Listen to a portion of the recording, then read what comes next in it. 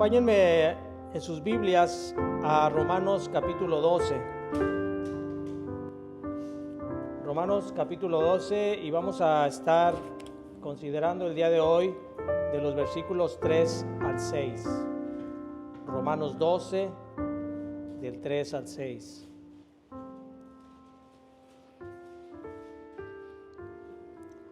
Dice la palabra de Dios: Digo pues, por la gracia que me es dada, a cada cual que está entre vosotros, que no tenga más alto concepto de sí que el que debe tener, sino que piense de sí con cordura, conforme a la medida de fe que Dios repartió a cada uno. Porque de la manera que en un cuerpo tenemos muchos miembros, pero no todos los miembros tienen la misma función, así nosotros, siendo muchos, somos un cuerpo en Cristo, y todos miembros los unos de los otros. De manera que, teniendo diferentes dones, según la gracia que nos es dada, si el de profecía, úsese conforme a la medida de fe. Un verdadero creyente, al momento de su conversión, entrega su corazón, su alma y su voluntad a Cristo. Eso es lo que hemos visto como la santificación inicial, como la regeneración. Ese es el momento en que entrega a Cristo el creyente. Pero como vimos en el sermón anterior, no únicamente le entrega su alma, su corazón a Cristo, sino que también le entrega su cuerpo. Dice el apóstol Pablo: entregad vuestro cuerpo en sacrificio vivo y santo. También entregamos nosotros el cuerpo porque esto agrada a Dios. Para el creyente, el mundo y sus deseos han quedado ya atrás. Ahora ya es una nueva criatura, su condición es cambiada. De tener una naturaleza carnal, ahora tiene ya una naturaleza espiritual. Es de esa manera que su entendimiento ya ha sido renovado. Lo que antes no entendía de las cosas espirituales, ahora ya las comprende, ya puede discernir cuál es la voluntad de Dios para su vida. Y la voluntad de Dios para cada uno de sus hijos es que participe de manera activa dentro de su reino. Es por eso que Dios nos da a cada uno dones específicos y diferentes, y nos capacita para llevar a cabo las funciones derivadas del don que se nos ha dado. Aunque Dios no nos necesita, esa es la manera que Él ha determinado hacer en cuanto a que su reino se ha expandido, y es por eso que utiliza a hombres y mujeres dándoles dones y capacidades a cada uno, y cada uno son dones y capacidades diferentes, como vamos a ver más adelante. Esto lo ha determinado hacer el Señor así, en su sabiduría, para que el reino funcione. Así que la predicación del día de hoy, vamos a exponer lo que Pablo nos instruye acerca de la manera en cómo debemos actuar nosotros para desarrollar mejor aquel don que se nos ha entregado. Y meditaremos también en el primero de los dones que menciona esta carta, que es el don de profecía. Así que este será el punto central de nuestra predicación, y también va a ser el título de la misma, que será ¿cómo podemos servir al Señor con nuestros dones?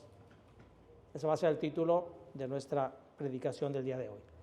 Vamos a orar para iniciar nuestro sermón, hermanos. Padre, gracias te damos en este día por permitirnos estar aquí reunidos, como cada domingo, Señor, porque así lo has instituido tú, el día del Señor, aquel día glorioso en que nuestro Señor Jesucristo resucitó para darnos vida eterna. Y ahora, Señor, rogamos que nos des el entendimiento pleno, la humildad y la capacidad para aprender aquello que tienes tú en este día y podamos aplicarlo en nuestra vida.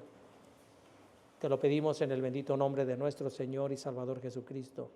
Amén.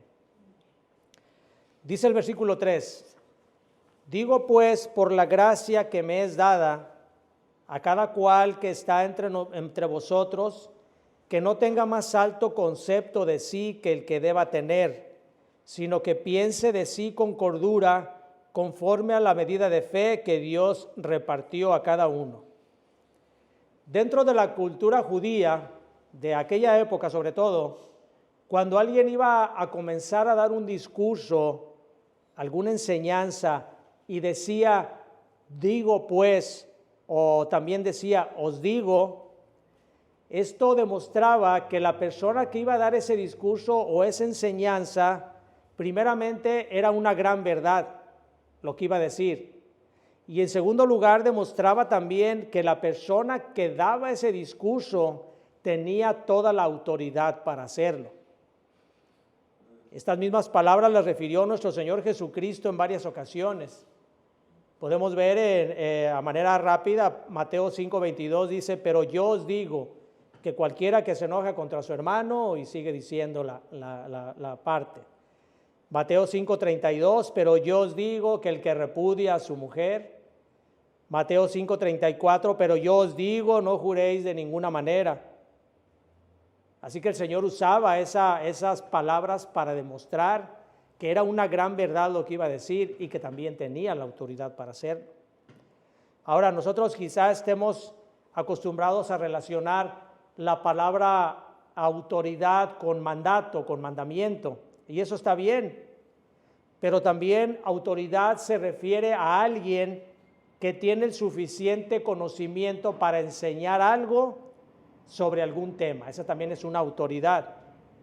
Por ejemplo, un médico tiene autoridad para enseñar sobre enfermedades porque él aprendió sobre esto. Un abogado tiene autoridad para enseñar sobre leyes porque él aprendió eso.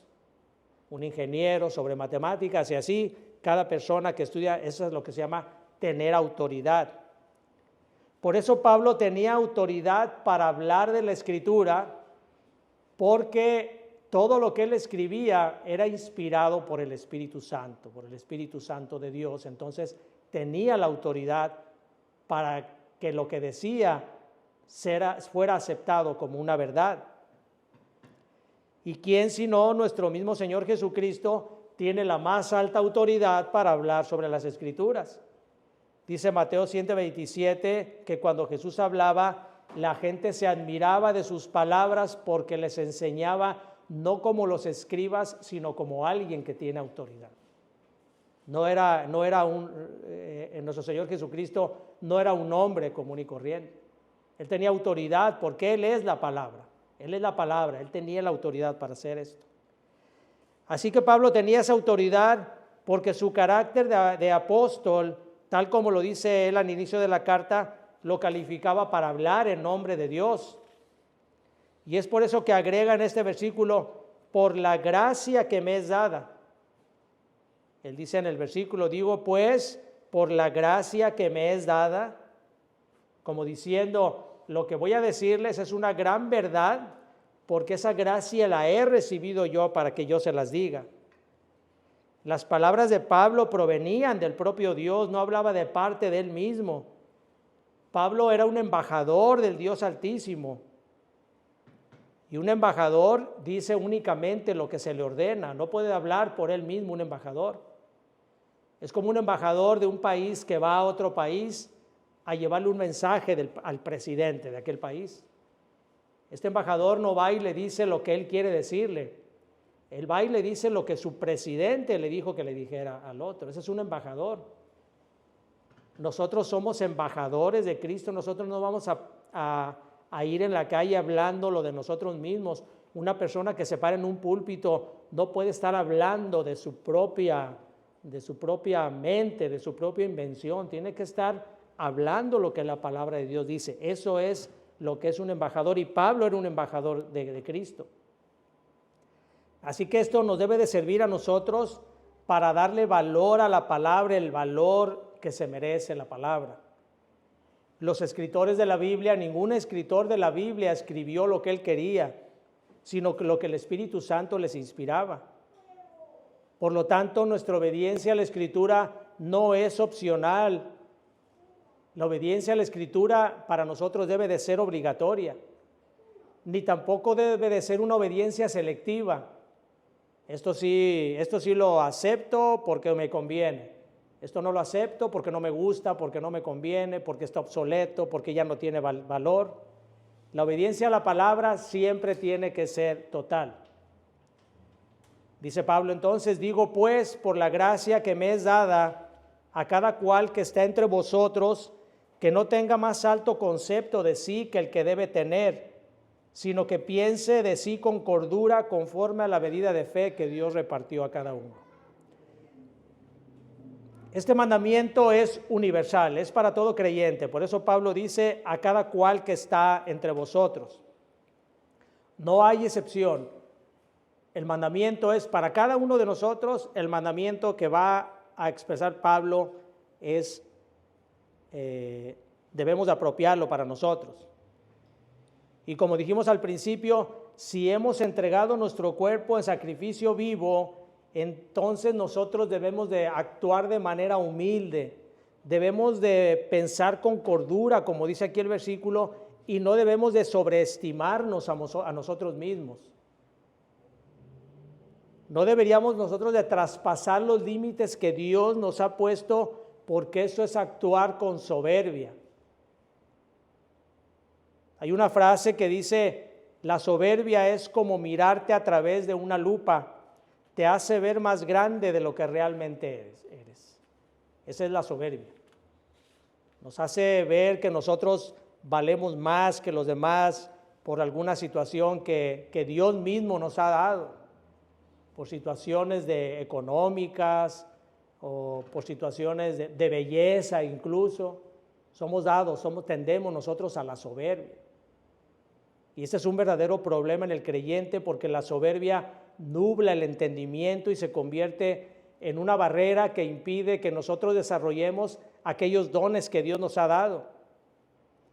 Pensar con cordura es meditar sabiamente en el papel en el cual Dios nos ha colocado a cada uno de nosotros para el funcionamiento de su reino. Y ese lugar debemos nosotros de aceptarlo con humildad, con modestia, porque Dios ha repartido a cada creyente dones espirituales de acuerdo a lo que Él mismo ha determinado en su soberanía. Pero no únicamente nos ha dado dones a cada uno de nosotros, sino que nos da también la capacidad para poder desarrollarlos plenamente. Dice aquí que nosotros debemos utilizar nuestros dones conforme a la medida de fe que Dios repartió a cada uno. Y esto significa cuál es el grado en que nosotros ejercemos para el don que recibimos para ser de bendición a otros y para ser de bendición a la iglesia en general por medio de ese don que Dios nos ha entregado. Esa es la medida de fe a la cual Pablo se refiere. ¿Qué tanto valor usted le da al don que Dios le dio? ¿Qué tanto lo ejerce también? ¿Y qué tanto confía usted en que ese don que Dios le dio es de beneficio para otros, para la iglesia, para las demás personas? Porque los dones que Dios nos ha dado no son para que nosotros los tengamos guardados. Y como repito, a cada uno de nosotros tenemos un don. Dios nos ha dado específicamente a cada uno de nosotros dones. Pero nosotros muchas veces no los desarrollamos por alguna situación y los guardamos esos dones. Pero eso no sirve para nada. Un don guardado no sirve para nada. Yo recuerdo en una ocasión me compré una caja de herramienta,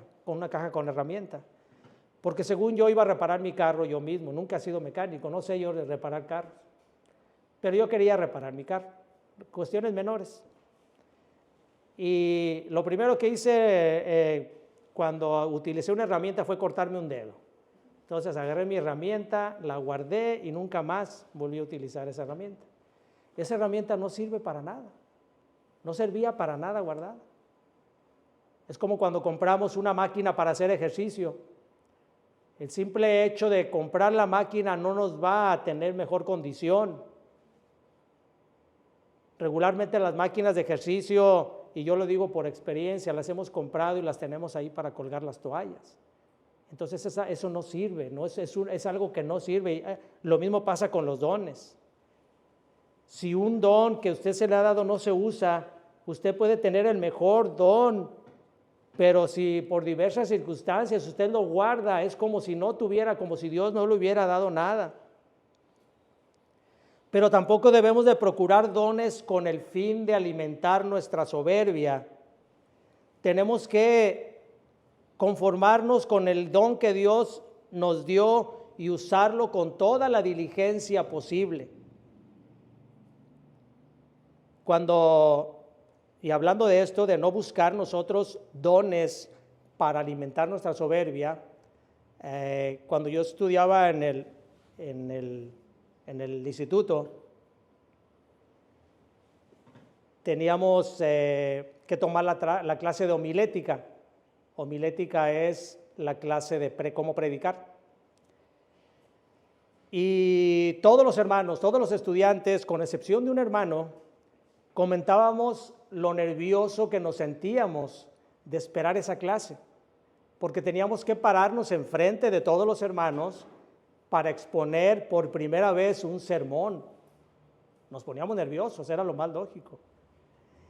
Porque además de todo eso, no únicamente el maestro de homilética, pues no únicamente era nuestro maestro, sino que era nuestro pastor. Así que más nerviosos, todos estábamos nerviosos, menos este hermano. Ese hermano decía que incluso decía que a él lo estaban desaprovechando. Él decía, me están desaprovechando en la iglesia porque yo tengo la capacidad de pararme en el púlpito y exponer un buen sermón, decía este hermano. Así que se llegó el momento de la clase de homilética y se llega el día en que tenemos que exponer cada uno de los hermanos nuestro sermón. El maestro pastor estaba sentado en su escritorio, fuimos pasando cada uno de los hermanos. Uno de los hermanos está aquí también presente, le tocó también el nerviosismo. Mas, sin embargo, todos pasamos a exponer el sermón de manera muy nerviosa, sudando, pero logramos pasar el sermón. Aún con la presencia del pastor, todos pasamos y todos bajamos sudando, tartamudeando, pasando saliva, pero cada uno de nosotros íbamos concluyendo. La expectativa de todos nosotros era ver al hermano que decía, pues que él estaba capacitado decía, me están desaprovechando, yo soy capaz de pararme en la iglesia y predicar un buen sermón. Y cuando le toca al hermano a pasar al púlpito, se sube, abre sus apuntes y cuando iba a expresar su sermón se quedó mudo. No pudo articular ni una palabra.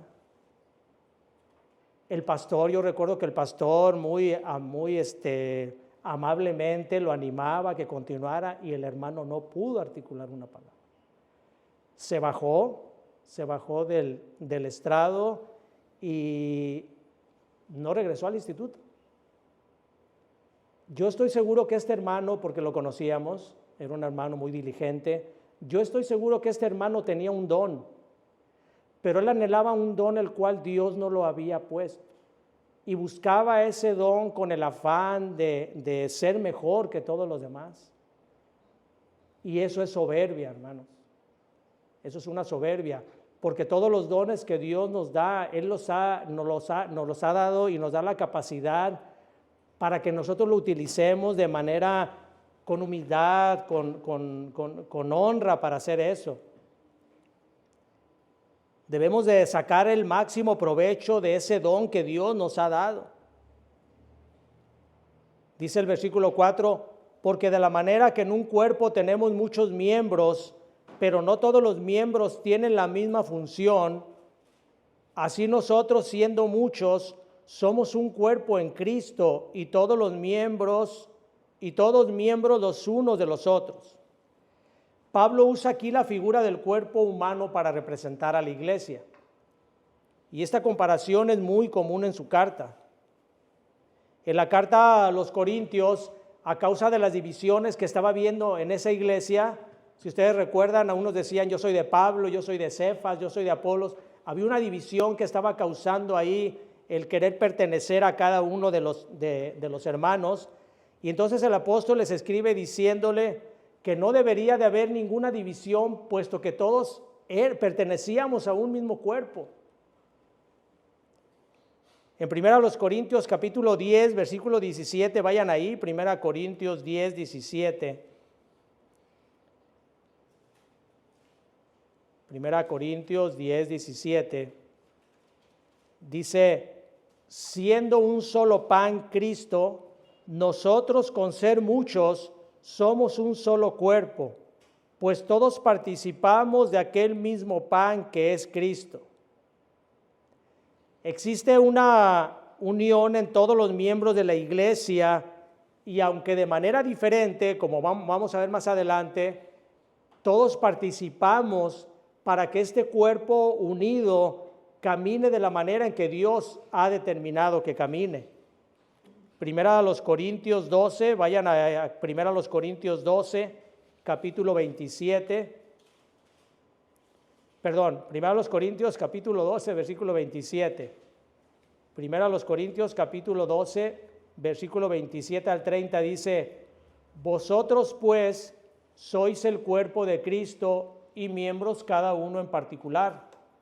Y a unos puso Dios en la iglesia, primeramente apóstoles, luego profetas, lo tercero maestros, luego los que hacen milagros, después los que sanan, los que ayudan, los que administran, los que tienen don de lenguas.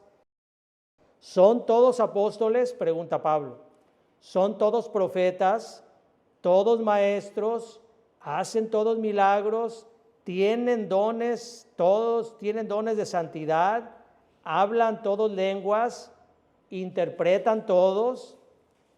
Y la respuesta a estas preguntas debería de ser no, porque no todos tenemos el mismo don, pero todos debemos actuar de la misma manera que cada órgano, cada miembro del cuerpo actúa de manera diferente para el correcto funcionamiento.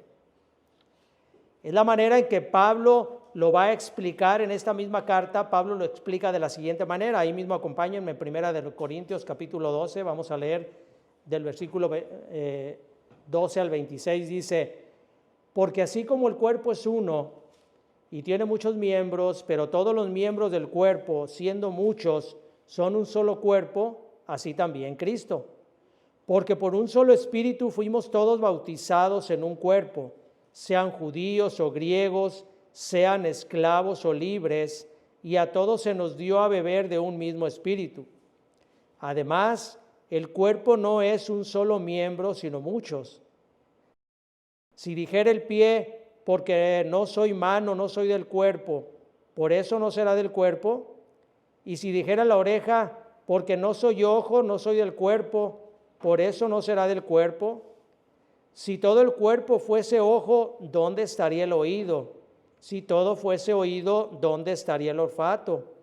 Mas ahora Dios ha colocado los miembros, cada uno de ellos en el cuerpo como Él quiso. Porque si todos fueran un solo miembro, ¿dónde estaría el cuerpo? Pero ahora son muchos los miembros, pero el cuerpo es uno solo. Ni el ojo puede decir a la mano, no te necesito, ni tampoco la cabeza a los pies, no tengo necesidad de vosotros. Antes bien, los miembros del cuerpo que parecen más débiles son los más necesarios. Y aquellos del cuerpo que nos parecen menos dignos, a estos vestimos más dignamente, y a los que nosotros son menos decorosos, se tratan con más decoro, porque los que nosotros son más decorosos no tienen necesidad, pero Dios ordenó el cuerpo dando más abundante honor al que le faltaba, para que no haya desaveniencia en el cuerpo, sino que los miembros todos se preocupen los unos a los otros. De manera que si un miembro padece, todos los miembros se duelen con él, y si un miembro recibe honra, todos los miembros con él se gozan. ¿Qué manera más extraordinaria tiene el apóstol Pablo de explicarnos el funcionamiento de una iglesia y de cada miembro en particular? Con esto nos hace ver que cada don es diferente al que se nos entrega, pero todos los dones unidos, participando entre sí, son los que conforman el buen funcionamiento del cuerpo y el buen funcionamiento de la iglesia.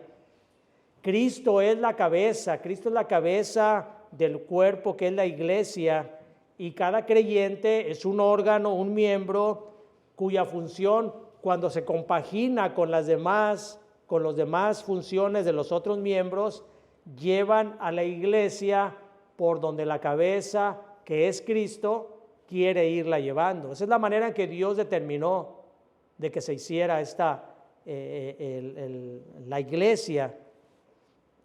Dice el versículo 6,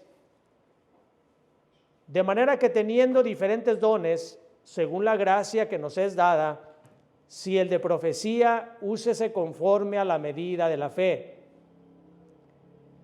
Dice Pablo aquí en el versículo 6, de manera que, o sea, por tal motivo, si todos nosotros tenemos diferentes dones y todos los dones nos han sido dados por gracia, entonces debemos usarlos de acuerdo a la medida de nuestra fe, dice el apóstol Pablo. Nadie tiene un don porque él mismo se lo haya creado, se lo haya fabricado. Todos los dones vienen de parte de Dios. Por tanto, nadie puede hacer alarde de tener su propio don, sino que debe de glorificar a Dios con el don que Él le ha dado. En esta parte de la carta, Pablo enumera 7 dones: el don de profecía, el de servicio, el de enseñanza, el de exhortación, el de dar, el de liderazgo y el de la misericordia. Estos dones, cuando son repartidos a cada creyente, como les he dicho anteriormente, funcionan únicamente por la gracia que Dios nos da para que funcionen. Ahora, estos 7 dones que menciona el apóstol Pablo no son los únicos dones que incluso que él menciona. En la carta a los Corintios menciona 9 dones. Más adelante en la misma carta menciona 8, y en la carta a los Efesios menciona 4. Y los dones que Dios nos da pueden ser innumerables, ni siquiera están mencionados por el apóstol. Hay muchos dones que nosotros recibimos. Pero aquí el primer don del cual menciona Pablo es el don de la profecía. Pablo consideraba que el don de la profecía era tan importante que tanto en 1 Corintios como en Efesios lo menciona inmediatamente después del apostolado. Primero menciona el don del apostolado y luego el don de la profecía. Es como él lo consideraba, la importancia que se le da al don de la profecía. Vayan a 1 Corintios, capítulo 12, versículo 28. 1 Corintios 12, 28. Dice, y a unos puso Dios en la iglesia, primeramente apóstoles, luego profetas. En Efesios capítulo 4, versículo 11, dice, y él mismo constituyó a unos apóstoles, a otros profetas, y sigue hablando de los otros dones, evangelistas, pastores, maestros. Pero el don de la profecía siempre lo pone Pablo después del don del apostolado. Ahora, debemos de entender nosotros que la profecía no únicamente tiene que ver con revelación, con el futuro, que es como nosotros regularmente entendemos lo que es un profeta. Cuando escuchamos la palabra profeta, siempre nuestra mente tiende a entender que es algo o alguien que nos va a predecir el futuro, que nos va a traer alguna noticia acerca de lo que va a suceder. Pero el don de la profecía lo que significa es simplemente el don de proclamar la palabra de Dios. Eso es lo que significa el don de la profecía.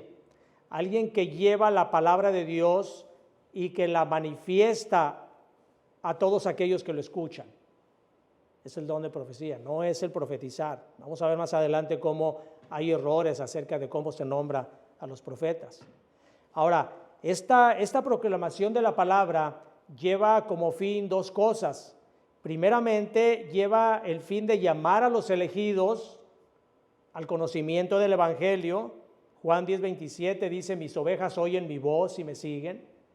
Es necesario que los elegidos escuchen la palabra de Dios, la palabra profetizada, para que puedan venir a la presencia del llamamiento de Cristo.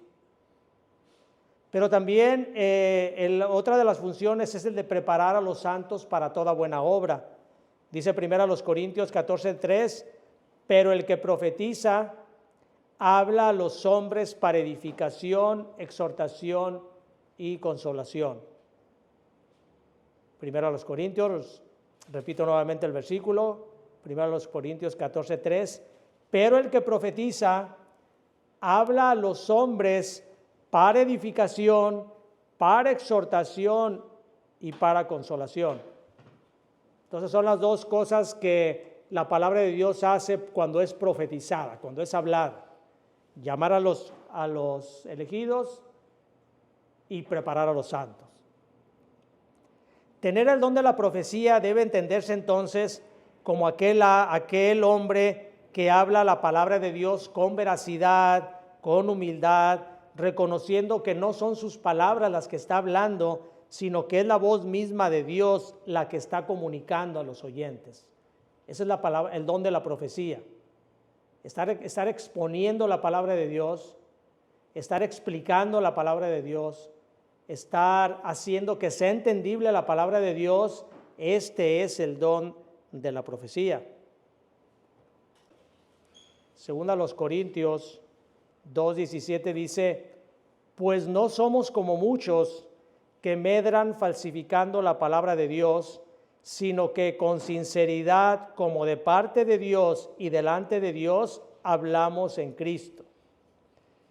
La palabra medrar aquí, medrar falsificando, quiere decir comerciar de manera malévola la palabra de Dios. Eso es medrar. Viene de una palabra que se utilizaba cuando alguien comerciaba con cosas de segunda, con cosas de desecho. Por lo tanto, aquellos que medran falsificando la palabra de Dios están convirtiendo la palabra de Dios en algo sin valor para sus propias ganancias. Y es por eso que la gran responsabilidad que tiene aquel que ha sido bendecido con el don de la profecía, de hablar la palabra de Dios, de explicar la palabra de Dios, debe ejercerlo, como dice el versículo, conforme a la medida de fe. Esto quiere decir que debe de exponer la palabra siempre fiel, de acuerdo al mensaje puro del Evangelio, para que la palabra surta el efecto por medio de cual Dios le ha enviado. Isaías 55, no vayan ahí, se los leo yo. Isaías 55, 10 y 11 dice, porque como desciende de los cielos la lluvia y la nieve, y no vuelve allá, sino que riega la tierra y la hace germinar y producir, y da semilla al que siembra y pan al que come, así será mi palabra que sale de mi boca. No volverá a mí vacía, sino que hará lo que yo quiero y será prosperada en aquello para que la envíe. Segunda Timoteo 4, 1, 2, se los leo también, dice, te encarezco delante de Dios y del Señor Jesucristo, que juzgará a los vivos y a los muertos en su manifestación y en su reino, que prediques la palabra, que instes a tiempo y fuera de tiempo, redarguye, reprende, exhorta con toda paciencia y doctrina. Es por eso la importancia y la responsabilidad que tiene todo aquel hombre que ha sido bendecido con el don de la profecía. Predicar la palabra pura de Dios, aquella fe que una vez fue dada a los santos. Explicar la palabra de tal manera que sea entendida, que los que la oyen puedan ponerla en práctica para beneficio de su vida. Porque el hombre que tiene el don de la profecía no da un mensaje de su propia invención. Todo lo que expresa tiene que ser de parte de Dios. Es por eso que este hombre que tiene el don de la profecía debe de estar en constante comunión con el Espíritu Santo. porque el mensaje que da lo recibe directamente del Espíritu Santo. Y esto no quiere decir algo místico, como algunos profetas, entre comillas, dicen. No se refiere a estar en constante comunión con el Espíritu Santo, no se refiere, como ellos dicen, a que escuché la voz del Espíritu Santo y me dijo que les dijera, o Dios me habló y me dijo que les expresara tal cosa. No, lo que me refiero yo con una relación con el Espíritu Santo es que el hombre debe de tener una constante comunión con Dios en oración, en lectura de la palabra y vivir una vida santa. Eso es lo que debe de hacer una persona para estar en una relación con el Espíritu Santo. Todo lo demás, todo aquello de aquellos disque profetas es pura charlatanería.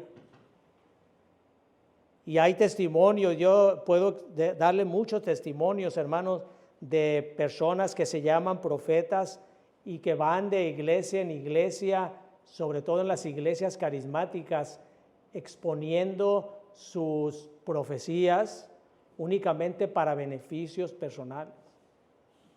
Llegan a las iglesias con el pastor para hablarles acerca de cosas buenas de la iglesia, decirle, pastor, yo vengo a darle una profecía de parte de Dios, Dios me habló. Hermanos, llega tal, de verdad, la charlatanería de ellos, que llegan a una iglesia y dicen, tuve una revelación de esta iglesia, sin conocer la iglesia, tuve una revelación de esta iglesia y vengo a dársela. El pastor se deja engañar, lo sube al púlpito y le dice, yo le vengo a profetizar que esta iglesia va a crecer, en un año va a crecer al triple de lo que está ahorita. A mí me tocó estar en iglesias donde esperé esos 3 años y la iglesia nunca creció. Profetizaban engañando y burlándose incluso porque es una burla, de mujeres que querían embarazarse y decían, yo te profetizo y oro por ti y dentro de un año tú vas a tener hijos. Y no tenían, hermanos. Eso es estar hablando en contra del Espíritu Santo. Eso no son profetas, son charlatanes, son engañadores. Unos que incluso van con personas enfermas y les dicen, tú no estás enferma. Eso es una mentira de Satanás, tú no estás enferma, tú te vas a sanar únicamente con el poder del Espíritu Santo. Y no pasa nada. ¿Pero por qué? Porque son personas que medran con la palabra de Dios. Falsos profetas también son aquellos que enseñan malas doctrinas, y hay en muchas iglesias. Pero es debido precisamente a la existencia de falsos profetas que Dios también se ocupó de dar el don del discernimiento a algunos hombres para que distingan entre un falso profeta y un verdadero profeta. Y estos hombres se necesitan que exista, hombres y mujeres se necesitan que existan dentro de las iglesias para saber detectar a aquellos que son lobos rapaces. Muchas veces el pastor no se da cuenta de algunas cosas, pero hay hermanos que tienen el discernimiento para entender eso, ir con el pastor y decirle, pastor, ese hombre, esa mujer es un lobo, es un lobo disfrazado de oveja. Pero es un discernimiento que Dios da como don. Vayan a 1 Corintios, capítulo 12, versículo 10. 1 Corintios 12, 10.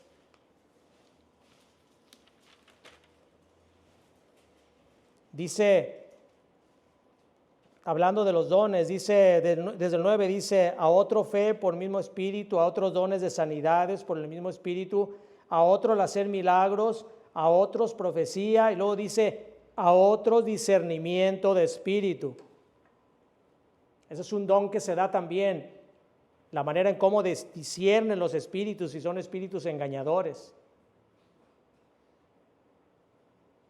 Ahora, el don de la profecía, como ya vimos, tiene el objetivo de llamar a los elegidos y de edificar a los santos. Y esto es algo muy bueno. Sin embargo, existe otro fin más glorioso que todos, y con esto vamos a terminar, hermanos. Por sobre todas las cosas, el don de la profecía es dado a los hombres para que el nombre de Cristo sea exaltado. como todas las cosas en la Escritura, el nombre de Cristo debe ser exaltado. Y el don de la profecía para eso es para lo que Dios lo da. Vayan a 1 de Pedro, capítulo 4, versículo 11, y con eso terminamos. 1 de Pedro 4, 11. Si alguno hable conforme a las palabras de Dios. Si alguno ministra, ministre conforme al poder que Dios da, para que en todo sea Dios glorificado por Cristo, a quien pertenecen la gloria y el imperio por los siglos de los siglos. Amén. Toda nuestra vida, hermanos, debe de estar centrada en glorificar a Cristo. Todo lo que hagamos, en todas las cosas y todos los dones que nosotros hayamos recibido, no los guarde, hermano. Desarróllelos para el bien de la iglesia, para el bien de tus hermanos, pero nunca los guarde, porque ese don que Dios lo dio, se lo dio para que usted lo utilice y para que usted glorifique a Cristo con el don que Dios